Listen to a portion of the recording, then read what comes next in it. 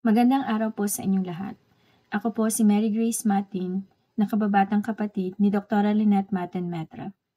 Ginawa ko po itong video na ito na may layuning makarating sa mga kinauukulan at sa mga opisyal ng gobyerno ng Pilipinas na sana po kami ay tulungan ninyo na makamit ang hustisya para sa karumal-dumal na pagpatay sa ate ko, pamangkin at sa kanyang kasambahay.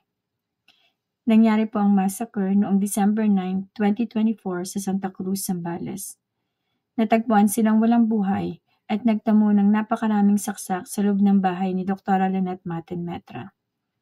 Isa na sa natagpuan ang ate ko na si Dr. Lynette Maten Metra. Siya po ay isang internist na nagserbisyo sa sanang mapayapang probinsya ng Santa Cruz, Zambales at sa karating bayan ng maraming taon. Isa na rin po sa natagpuan ang isang inosenteng bata na si Amanda Maten Metra, 3 taong gulang. Binawian ng buhay at pinagkaitan ng pag-asang mabuhay. Kasama na rin po sa natagpuan si Dayanara Mayo Naranja, isang kasambahay, 26 years old, na nagtatrabaho ng marangal para mabigyan ng magandang buhay ang kanyang 2 anak. Makalipas po ang 3 buwan, hindi pa rin po nare-resolba ang kaso ng massacre sa Santa Cruz, Zambales.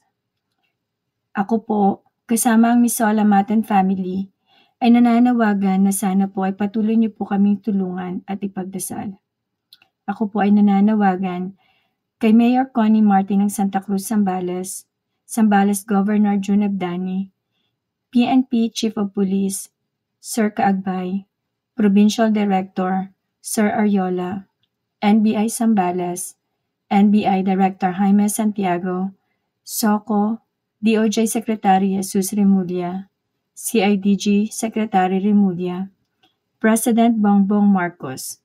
Naniniwala po ako na marami pa din pong anggulo ang hindi naiimbestigahan. Ako po ay nagmamakaawa at umaasa na kami po sana ay tulungan ninyo. Maraming salamat po.